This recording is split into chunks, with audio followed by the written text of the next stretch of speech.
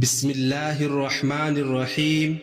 محترم ناظرین، آئیے آج سنتے ہیں ایک ایسا واقعہ جو صرف ایک نبی کا ہی نہیں، یہ ہر اس انسان کا واقعہ ہے جس نے آزمائش میں صبر کیا، گناہ کے سامنے ڈٹ گیا اور آخر کار اللہ نے اسے عزت بخشی۔ ایک ننھے بچے سے شروع ہونے والا سفر جو کنویں کی تاریکیوں سے گزرتا ہے، قید خانہ کی تنہائیوں سے نکلتا ہے اور آخر کار مصر کے تخت سلطنت پر جا بیٹھتا ہے۔ وہ بچہ کون تھا جسے اپنے ہی بھائیوں نے حسد کی آگ میں جل کر بیچ ڈالا؟ وہ نوجوان جس کا حسن دیکھ کر عورتیں خود پر قابو نہ رکھ سکیں اور اپنے ہاتھ کاٹ ڈالے؟ وہ قیدی جس نے قید میں بھی صبر اور وفا کا دامن نہیں چھوڑا؟ وہ ہیں اللہ کے نبی حضرت یوسف علیہ السلام۔ حضرت یوسف علیہ السلام نے ایک خواب دیکھا کہ 11 ستارے، سورج اور چاند انہیں سجدہ کر رہے ہیں۔ انہوں نے یہ خواب اپنے والد حضرت یعقوب علیہ السلام کو سنایا۔ حضرت یعقوب علیہ السلام نے جب یہ خواب سنا تو سختی کے ساتھ یوسف علیہ السلام کو منع کر دیا کہ اپنا یہ خواب اپنے بھائیوں سے بیان نہ کرنا، کہیں ایسا نہ ہو کہ تمہارے بھائی تمہارے ساتھ برائی سے پیش آئیں اور وہ حسد کرنے لگیں۔ حضرت یعقوب علیہ السلام نے یوسف علیہ السلام کو بھائیوں کے سامنے خواب بیان کرنے سے اس لیے منع فرمایا کیونکہ وہ محسوس کر چکے تھے کہ یہ ننھا سا بچہ آگے چل کر اللہ کا منتخب نبی بننے والا ہے جس کی روشنی سے زمانہ جگمگائے گا۔ لہذا یوسف علیہ السلام کے بھائی باپ کی محبت کو دیکھ کر جلنے لگے اور آپس میں ایک دوسرے سے کہنے لگے کہ محبت تو ہم سے زیادہ ہونی چاہیے، اس لیے کہ ہم ایک بڑی اور طاقتور جماعت ہیں، وقت پڑنے پر ہم ہی کام آ سکتے ہیں، یہ بچہ کیا کام آ سکتا ہے؟ ہمارے والد صاحب کی یہ کھلی ناانصافی ہے۔ اس کے علاج کی 2 صورتیں ہیں، یا تو ہم یوسف کو قتل کر دیں یا کسی دور دراز ملک میں یوسف کو پہنچا دو۔ اس طرح والد صاحب کی توجہ اور محبت ہمارے ساتھ مخصوص ہو جائے گی۔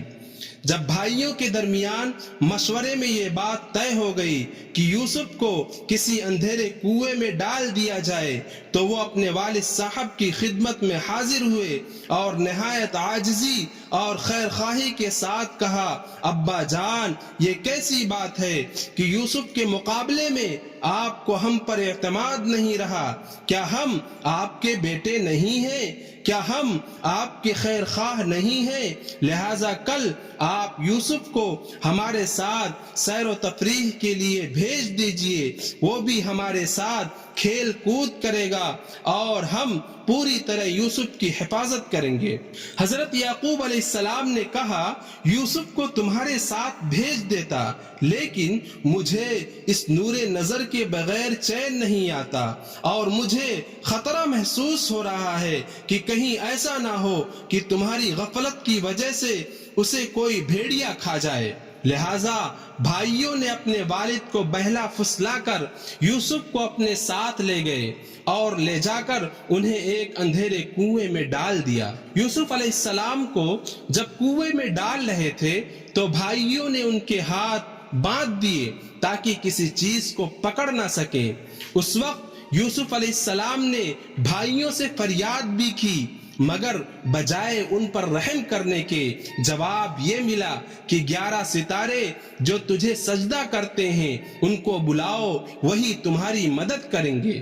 پھر ایک ڈول میں رکھ کر کنویں میں لٹکایا اور درمیان ہی میں رسی کاٹ دی۔ اللہ تعالیٰ نے ان کی حفاظت فرمائی اور ایک پتھر کی چٹان پر بیٹھا دیا۔ رات کے وقت یوسف علیہ السلام کے بھائی روتے ہوئے اور قمیص پر جھوٹا خون لگا کر اپنے باپ کے پاس پہنچے اور کہا، ابا جان ہم لوگ کھیل کود میں مشغول تھے، اتنے میں یوسف کو بھیڑیا کھا گیا۔ اتنا سننا ہی تھا کہ یعقوب علیہ السلام کا دل غم کے بوجھ سے ٹوٹ کر بکھر گیا، آنکھوں سے آنسو بہ نکلے، مگر وہ آنسو نہیں تھے، وہ دل کے زخموں کا درد تھا جو قطروں کی صورت باہر آ رہا تھا۔ زبان لرز رہی تھی جیسے غم کے طوفان نے لفظوں کا سہارا بھی چھین لیا ہو، مگر دل میں ایمان کی روشنی قائم تھی، اور غم سے لرزتی ہوئی آواز میں کہا، فصبر جمیل واللہ المستعان علی ما تصفون، میں صبر جمیل اختیار کرتا ہوں، ایسا صبر جس میں شکوہ نہیں، صرف اللہ پر بھروسہ ہے، اور میں اپنے رب سے ہی مدد مانگتا ہوں، اس رب سے جو دل کے زخموں کو جانتا ہے، جو بندے کے بہتے آنسوؤں کو گنتا ہے، اور جو یعقوب کے ٹوٹے دل کو بھی سنبھال سکتا ہے۔ اتفاقاً ایک قافلہ اس سرزمین پر آ نکلا۔ یہ قافلہ شام سے مصر جا رہا تھا اور راستہ بھٹک کر اس غیر آباد میدان میں پہنچ گیا۔ قافلے والوں نے ایک شخص کو پانی لانے کے لیے بھیجا۔ جب اس نے کنویں میں ڈول ڈالا تو یوسف علیہ السلام نے ڈول کو پکڑ لیا۔ جب ڈول کو باہر نکالا گیا تو اس میں سے ایک کمسن نہایت نورانی اور حسین بچہ برآمد ہوا، ایسا بچہ جس کے چہرے سے روشنی جھلک رہی تھی، جس کی معصوم آنکھوں میں آسمانوں کی چمک سمائی تھی، اور جس کی صورت میں خالق کائنات کی کاریگری کا نمونہ جھلک رہا تھا۔ بچے کو دیکھ کر فوراً وہ شخص بول اٹھا، قال یا بشرا ھذا غلام، بڑی خوشی کی بات ہے، یہ تو بڑا اچھا لڑکا نکل آیا۔ لہذا قافلے والوں نے یوسف علیہ السلام کو کنویں سے نکالا، ان کو غلام بنا لیا اور مال تجارت کے ساتھ ان کو مصر لے گئے۔ حضرت یوسف علیہ السلام کی زندگی کا یہ پہلو انسانیت کے لیے ایک آئینہ ہے۔ یہ وہ زندگی ہے جس میں عظمت چھپی ہوئی ہے، صبر کی داستان چھپی ہے، اور اللہ کی رضا پر کامل ایمان کی جھلک ہے۔ یوسف علیہ السلام ابھی بچپن ہی کی عمر میں تھے کہ ماں کی محبت سے محروم ہو گئے۔ باپ کی آغوش تو تھی، لیکن حسد کی آگ میں جلتے بھائیوں نے وہ سہارا بھی چھین لیا، اور اپنے خون نے دھوکہ دیا، وطن سے جدا کر دیا۔ بچپن کے ننھے قدم غلامی کی زنجیروں میں جکڑ دیے گئے۔ ذرا سوچئے، ایک معصوم بچہ ماں کی شفقت کے بغیر باپ کی آنکھوں کے آنسوؤں کے ساتھ بھائیوں کی بے وفائی کا زخم لیے غلاموں کی منڈی میں لا کھڑا کیا گیا، مگر یوسف علیہ السلام کے دل میں نہ شکوہ تھا نہ بغاوت، وہ رب کے فیصلوں پر راضی تھے، آزمائشوں کو اللہ کی رضا جان کر برداشت کر رہے تھے۔ لہٰذا جب قافلے والے یوسف علیہ السلام کو لے کر مصر کی گہما گہمی والی منڈی میں پہنچے تو قسمت کا فیصلہ یوں ہوا کہ عین اسی وقت عزیز مصر کا وہاں سے گزر ہوا۔ اس کی نظر اس کمسن نورانی چہرے والے لڑکے پر پڑی جس کے حسن کی جھلک نے پورے بازار کو حیران کر دیا تھا۔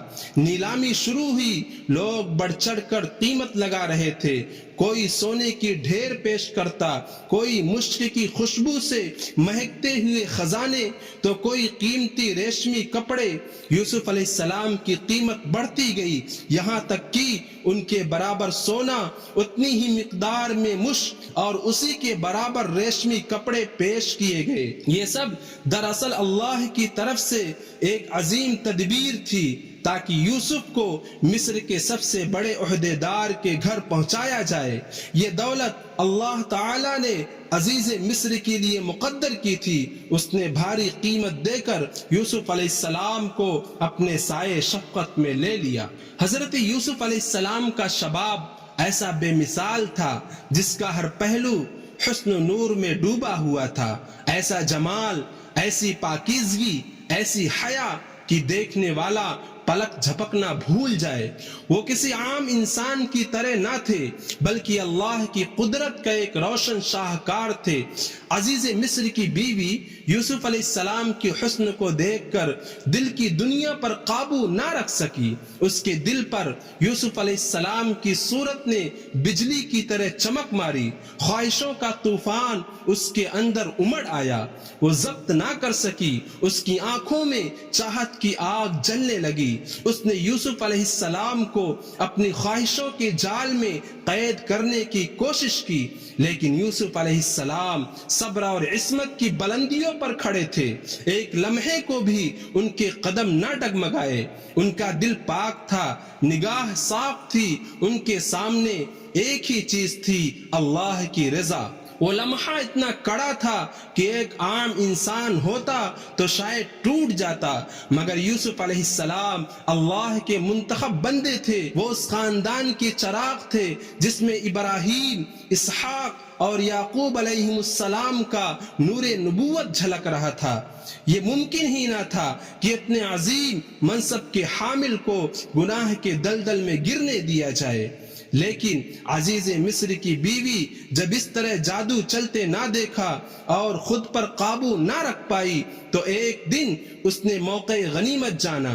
महल के सब दरवाजे अंदर से बंद कर दिए। फिजा पर खौफ और सन्नाटा छा गया।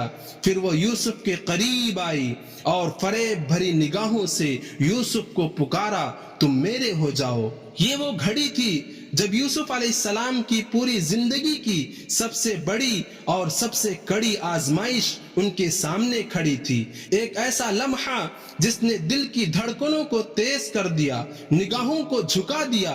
सामने शाही खानदान की हसीन औरत थी जिसका हुस्न जलती हुई आग की मानिंद भड़क रहा था। चारों तरफ तन्हाई, दरवाजे बंद, कोई देखने वाला नहीं, मगर यूसुफ अलैहिस्सलाम के दिल में ईमान की रोशनी थी, तकवा की चमक थी। लरसती हुई आवाज में बोल उठे, क़ाल मअज़ल्लाह इन्नहु रब्बी अहसन मथवा इन्नहु ला युफ्लिहुज़ ज़ालिमून। मैं अल्लाह की पनाह लेता हूँ, वही मेरा रब है और उसका इनाम है कि उसने मुझे इस घर में इज्जत दी। क्या मैं उसकी नेमत का जवाब खयानत से दूं? नहीं, बेशक जालिम कभी कामयाब नहीं हो सकते।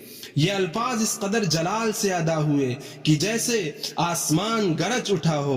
जुलेखा के दिल में हवस की आग मजीद भड़कने लगी। उसने यूसुफ अलैहिस्सलाम को रोकने की हर कोशिश की, मगर यूसुफ अलैहिस्सलाम दिल में अपने रब का खौफ लिए लरसते हुए गुनाह से बच निकलने के लिए दरवाजे की तरफ लपक पड़े। जैसे कोई कैदी अंधेरे से रोशनी की तरफ बेकरार होकर दौड़ता है। यकीनन ये वो लम्हा था जहां पर नफ्स डगमगा सकता था, मगर नबी का दिल पहाड़ की तरह मजबूत साबित हुआ। यूसुफ अलैहिस्सलाम का इनकार सिर्फ एक औरत ही को नहीं, बल्कि पूरी दुनिया के लिए पैगाम था कि इज्जत और इस्मत पर सौदेबाजी नहीं हो सकती। अजीज मिस्र की बीवी अगरचे फहश और रुसवाई के डर से मामले को दबाने की कोशिश की, मगर ये राज छुप ना सका। महल की ऊंची दीवारों से बाहर शादीशुदा खानदानों की औरतों में ये चर्चा होने लगा कि अजीज मिस्र की बीवी किस कदर बेहयाई पर उतर आई है और अपने ही गुलाम के पीछे दीवानी हो रही है। उन औरतों की चुभती हुई बातें जुलेखा के दिल को काटने लगी। वो जल उठी कि ये सब मेरे किरदार पर उंगली उठा रही हैं, मुझे तानो तशनी का निशाना बना रही हैं।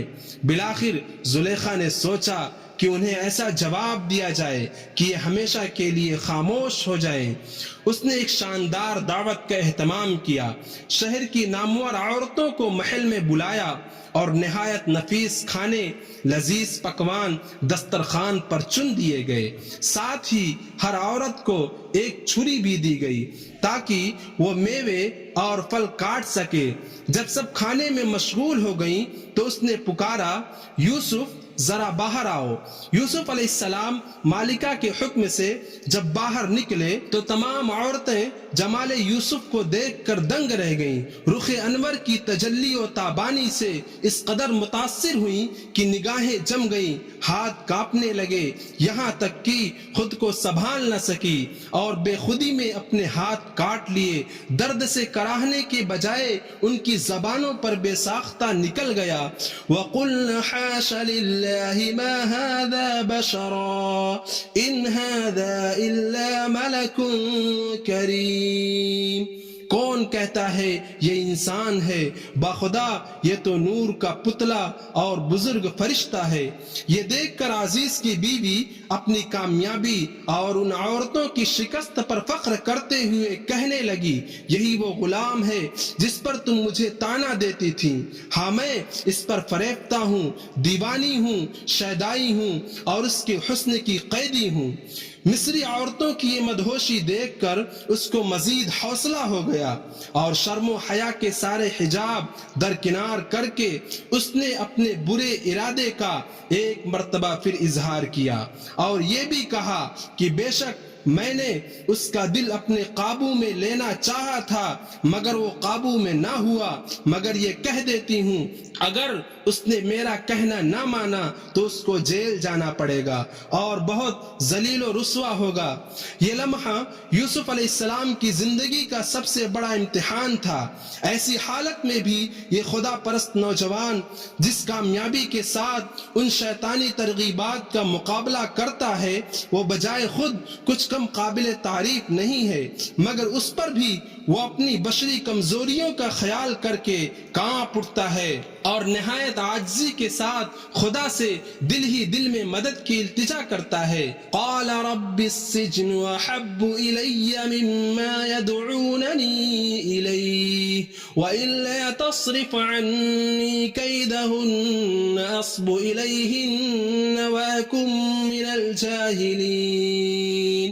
اے میرے رب، قید مجھے زیادہ پسند ہے اس گناہ سے جس کی طرف یہ مجھے بلاتی ہیں۔ اگر تیرا ہاتھ میرے ساتھ نہ ہو تو میں کمزور ہوں، بہک جاؤں گا، تو ہی ہے جو مجھے سہارا دے سکتا ہے۔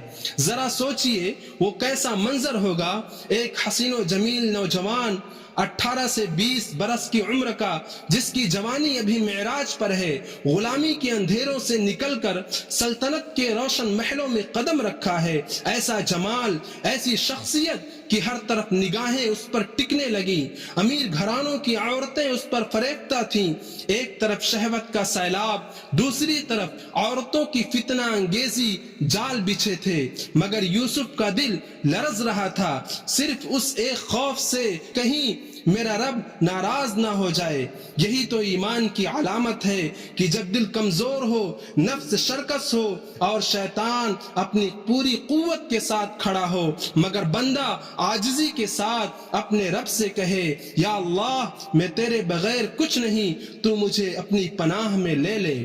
یوسف علیہ السلام کا یہ دعا کرنا، ان کا رب کے آگے جھک جانا ہمیں بتاتا ہے کہ اصل طاقت بازوؤں کی نہیں ہوتی، دل کے سجدے کی ہوتی ہے۔ وقت گزرتا گیا، قید کی سخت راتیں، تنہائی کے دن، لیکن اللہ کا نور یوسف علیہ السلام کے دل کو سنبھالے ہوئے تھا۔ پھر وہ لمحہ آیا جب مصر کے بادشاہ نے ایک حیرت انگیز خواب دیکھا۔ سارا دربار خاموش، بڑے بڑے عالم، دانشور اور جادوگر سب کے سب عاجز ہو گئے، کوئی اس خواب کی تعبیر نہ دے سکا۔